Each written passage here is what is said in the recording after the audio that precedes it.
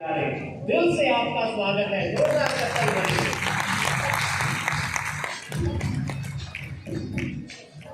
आज इस पवित्र ज्ञान मानसरोवर के परिसर में, इस ज्ञान मानसरोवर केंद्र के द्वारा प्रजापिता ब्रह्मा कुमारी ईश्वरी विश्वविद्यालय कि ऐसे लगभग 80 कुमार जो विगत 40 साल से 45 साल से एक विचारधारा के लिए, एक उद्देश्य के लिए, एक लक्ष्य के लिए अपनी सेवाएं दे रहे हैं। निश्चित रूप से उनका जीवन श्रेष्ठ है,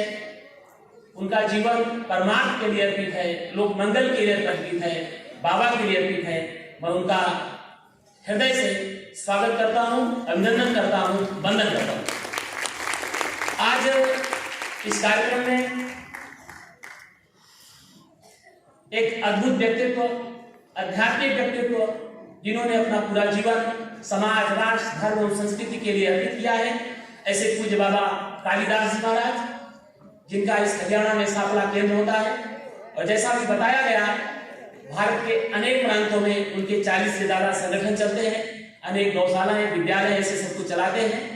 उनका आज हमें सानिध्य प्राप्त हो रहा है, ये हम सब के लिए गौरव का विषय है। और उनको भी प्रणाम करता हूँ।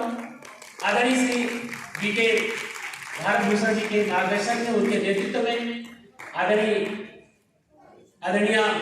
राजयोगिनी सरला दीदी जी के आशीर्वाद से, उनके मार्गदर्शन में ये आयोजित पूरा कार्यक्रम, यहाँ केंद्र के सभी कार्यकर्ता, दूर दराज से सब आए हुए बीके भाई बहन, अन्य सभी माताएं और बहन, ये वास्तव में आज जो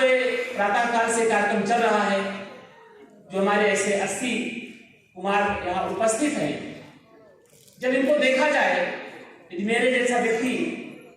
जब हम आप लोगों को देखते हैं और मंच पर बैठे ऐसे हम कुमार भाइयों को देखते हैं, तो उससे हमें आज 2022 में एक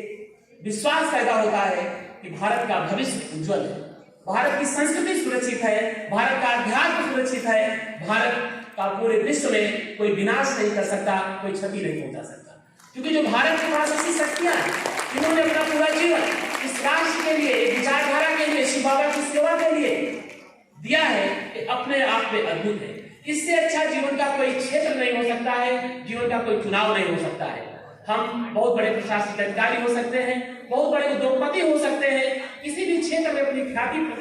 प्राप्त कर सकते हैं, बहुत सारा धन संग्रह कर सकते हैं, लेकिन हमारे जीवन में यदि आनंद की अनुभूति हो सकती है, हमें शांति प्राप्त हो सकती है, तो हो सकती है तो हमें ऐसे जीवन से प्राप्त हो सकती है। आप देखिए, इन सारे लोगों के जो मुखमंडल है वो चमकते, वो एक देदीप्यमान है,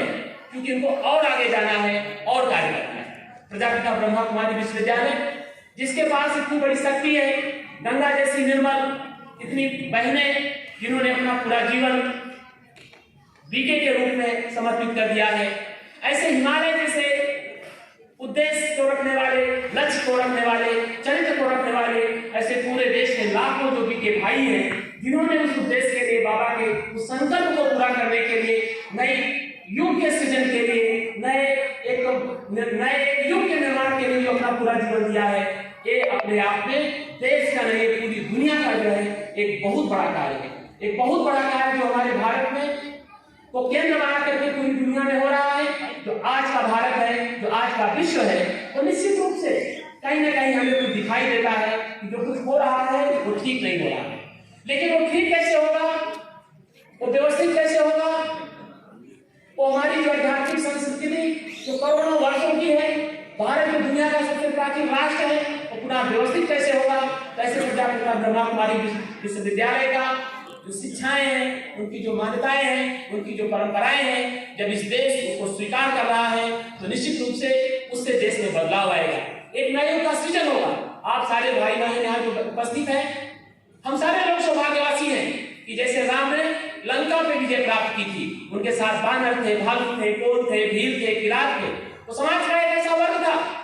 जिन्होंने उनको रावण जैसे आपदाई पे विजय प्राप्त कराई। तो हम सब भी उस बड़े उद्देश्य में उसी हनुमान जी के तरह, उसी सुग्रीव की तरह, उसी जामवंत की तरह हम लोग खड़े हैं, अपना सब कुछ अर्पण कर करके अपना सब कुछ समर्पित करके इस देश का कल्याण हो, इस संस्कृति का कल्याण हो और भारत का गौरव हो। भारत यदि 21वीं सदी का भारत दुनिया का एक राष्ट्र होगा, जगत गुरु होगा, भारत की जैसी ख्याति आज से हजारों साल पहले थी वो पुनः एक स्थापित होगी। तो यहाँ के जो प्रजापति ब्रह्मा कुमारी ईश्वरी विश्वविद्यालय में से जो हमारे बहनें हैं, जो टिके हैं, और ऐसे जो भाई टिके हैं, उनके प्रयास से, उनके मार्गदर्शन से और उनके सहयोग से ये देश पुनः अपनी प्रतिष्ठा को वापस लाएगा और पुनः भारत का गौरव फैलेगा। आज आप लोगों ने देखा कि विगत 2 साल से लगभग भारत नहीं पूरा विश्व एक कोविड जैसी महामारी से त्रस्त हताहत था, जहां लोगों को पता नहीं था कि कल सुबह होगी कि नहीं होगी, हम रहेंगे कि नहीं रहेंगे। लेकिन ऐसे जब देश में संकट आया, विश्व में संकट आया, तो प्रजापिता ब्रह्मा कुमारी विश्वविद्यालय का जो राजयोग का कॉन्सेप्ट था कि हम शरीर नहीं है, हम आत्मा है, उसने दुनिया का सर्वाधिक मार्गदर्शन किया। लोगों ने राजयोग के माध्यम से न केवल अपने को कोविड से बचाए रखा, बल्कि जो ऐसे लोग ग्रस्त थे उनमें आशा भरने के लिए, उनमें भाव भरने के लिए, उनमें जीवन के प्रति एक चेतना भरने के लिए राजयोग के माध्यम से बहुत बड़ा कार्य हुआ। ये जो राजयोग की परंपरा जो हम सारे लोग उसकी प्रैक्टिस करते हैं, अपने जीवन को, अपने शरीर को शरीर न मान करके आत्मा माने, एक भारत की संस्कृति, भारत के योग दर्शन का सार तत्व है, उसका आत्म तत्व है, जिसके लिए हमें बहुत ज्यादा क्रिया नहीं करनी है। आज जब भारत बहुत सारी समस्याओं से जूझ रहा है, चाहे वो गरीबी हो, चाहे शिक्षा हो, चाहे बेरोजगारी हो, चाहे भूखमरी हो, ऐसे अनेक समस्याएं हैं। लेकिन यदि उन समस्याओं का हमें समाधान दिखाई देता है तो बहुत सारी ऐसी समस्याएं हैं हमारे पास जो हमारी वो समस्याएं नहीं है। हम अपने पड़ोसी को देखते हैं तब लगता है हम गरीब हैं, हम किसी को चमचमाती हुई कार से जाते हुए देखते लगते हैं तब मुझे लगता है कि हम गरीब हैं। जब हम किसी का वैभव देखते हैं तो हम अपने को कहीं ना कहीं कमजोर महसूस करते हैं। राजयोग प्रजापिता ब्रह्मा कुमारी की शिक्षाएं में बताती है कि हमें किसी से तुलना अपनी नहीं करनी है, हमें अपने से ही अपना तुलना करनी है कि हम दे कितना पा रहे हैं, हम कर कितना पा रहे हैं। जिस दिन हम सब लोग इस देश की 135 करोड़ की आबादी और पूरी दुनिया की लगभग 700 करोड़ की आबादी जिस दिन अपने को शरीर नहीं मानेगी, जिस दिन अपने को आत्मा मानेगी, उस दिन एक विश्व बंधुत्व की भावना, एक समृद्ध समाज, एक आदर्श विश्व, एक आदर्श देश स्थापित हो जाए। बात कहने के लिए छोटी है कि हम अपने को शरीर न मान करके आत्मा माने, लेकिन बंधुओं आप देखेंगे जो उसका दर्शन है वो श्रीमद् भगवद गीता का सार तत्व है। भारत का जो वेदांत दर्शन है उसका सार तत्व है। जितने हमारे यहाँ ऋषि पैदा हुए, मुनि पैदा हुए, जितनी हमारे यहाँ परंपरा हुई, उसके प्रतिनिधि के रूप में कुछ महाराज श्री यहाँ उपस्थित हैं। हमें यही प्रैक्टिस कराया गया कि हमारे पास जो माया है, अविद्या है, अज्ञान है, ये जो टाला जा सकता है, तो हमें स्वयं को जैसे भगवान श्री कृष्ण अर्जुन को उपदेश दे रहे हैं कि न तू जिंदा है न तू मरा हुआ है, तेरे सामने जितने लोग उपस्थित हैं इस युद्ध में वो सारे लोग पहले से ही मर गए हैं। तो ऐसे यदि हम लोग उसी तत्व को, उसी राजयोग को आत्मसात करके अपने जीवन को हम डिजाइन करेंगे, अपने जीवन को बनाएंगे, तो निश्चित रूप से सुख आनंद हमारे जीवन में होगा और हम अवसाद से आनंद की यात्रा करेंगे। आज ऐसी कितनी समस्याएं होंगी जो थोड़ी थोड़ी समस्याओं पे, थोड़े थोड़े कारण पर हम लोगों से ऐसे कार्य हो जाते हैं जो हमें हमारे सारे श्रेष्ठ जीवन को प्रभावित करते हैं। यदि हम अपना आत्मअवलोकन करते रहे, यदि हम अपने को देखते रहे, अपने को समझते रहे और हमें थोड़ी सहने की क्षमता आ जाए, हमारा थोड़ा क्रोध कम हो जाए, तो हमारे जीवन की कितनी बड़ी से बड़ी समस्या का समाधान हो सकता है। प्रजापिता ब्रह्मा कुमारी पूरे देश में अपने केंद्र के माध्यमों से वो यही शिक्षा दे रहा है कि हमें क्रोध नहीं करना है, हमें ईर्ष्या नहीं करनी है, हमें द्वेष नहीं देना है। तो आप सारे लोग जिस कार्य में लगे हैं, ये आपके जीवन का जो प्रारंभ होगा वो पूर्व जन्म का कोई भाग्य होगा, वो उदय हुआ है कि आप ब्रह्मा कुमारी के साथ जुड़े हुए। जैसा अभी भारत भूषण जी ने कहा कि स्वामी विवेकानंद ने कहा था कि हमें 100 ऐसे लोग चाहिए। वो काल था 19वीं शताब्दी का, जो शिकागो धर्म सम्मेलन से वापस हुए थे। ऐसे नौजवान चाहिए जिनके हड्डियां जो है वो स्टील की बनी हुई हो, जिनका दृढ़ संकल्प हिमालय जैसा मजबूत हो, जिनके जो चिंतन है, जो उनका लक्ष्य है वो पत्थर जैसा मजबूत हो, जो डिग न सके। आज ब्रह्मा कुमारी के पास कितने भाई बहन ऐसे हैं जो अपना सर्वस्व अर्पण करके समाज के लिए, राष्ट्र के लिए लगे हुए हैं। जब ऐसे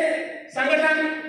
जब ऐसे संस्थान कार्य करते हैं तो निश्चित रूप से हमें लगता है कि हमारी मानवता जीवित रहेगी, भारत जीवित रहेगा, भारतीयता जीवित रहे। आप सारे लोग जो 40 साल से 45 साल से 30 साल से 15 साल से कार्य कर रहे हैं, निश्चित रूप से आप सबके लिए आज जो दृश्य बना हुआ है इस संकल्प का पर्व है। वास्तव में आप लोगों ने श्रेष्ठ कार्य किया है और आगे भी श्रेष्ठ कार्य करेंगे। लेकिन आज हमें फिर से आप निरीक्षण करते हुए एक संकल्प लेना है कि हमारे द्वारा कभी ऐसा कोई कृत्य ना हो जिससे भारत को नुकसान हो, जिसको भारतीयता से नुकसान हो, जिससे प्रजापिता ब्रह्मा कुमारी विश्वविद्यालय का नुकसान हो। हमें जो कार्य करना है वो ऐसा कार्य करना है जो हमें देश की उन्नति में जो माध्यम हो, हमें वो कार्य करना है जिससे हमारी संस्कृति का उदय हो। आज के संकट काल से जो हमारा देश गुजर रहा है, जब आप लोगों को देखते हैं तो हमारा भारत सुरक्षित दिखाई देता है। तो ऐसे आपने बहुत बड़ी जिम्मेदारी का निर्वहन किया है, बहुत बड़ा कार्य किया है, लेकिन अभी आपको और बड़ा कार्य करना है और आगे आपको जाना है और अपने को मजबूत बनाना है और देश और समाज के लिए कार्य करना है। तो आज का ये अवसर और ऐसे कुमार भाइयों का जो सम्मेलन है, जिसको कहा जाए तो एक प्रकार का एक अद्भुत सम्मेलन है। हमारी भारतीय संस्कृति में महाकुंभ लगते हैं, कुंभ लगते हैं, जहाँ ऐसे लोग इकट्ठा होते हैं जो चिंतन करते हैं, मनन करते हैं। लेकिन आज का जो आयोजन है, हमारे ऐसे कुमार भाइयों की उपस्थिति अपने आप में कार्य आज कुमारों का कुंभ है, ऐसे तपस्वियों का कुंभ है, जहाँ वो एक नए संकल्प के लिए जा रहे हैं। मैं मातृभूमि सेवा संघ परिवार की ओर से आज मुझे अवसर मिला उनका अभिनंदन करने का, आज अवसर मिला उनका वंदन करने का। मैं आज का ये अपना दिन बड़ा सौभाग्यशाली मानता हूँ और मैं अपने को एक बहुत बड़ा जो है सौभाग्यशाली के साथ साथ मानता हूँ कि आप सबसे एक साथ ऐसे आपके साथ करने का, आपसे संवाद करने का हमें अवसर प्राप्त हुआ। आपका जीवन मंगल रहे, आप सारे लोगों के जीवन में ऐसे समाज और राष्ट्र जीवित रहे, भारत जीवित रहे, भारतीयता जीवित रहे। इसी वाणी के साथ ओम शांति, जय भारत।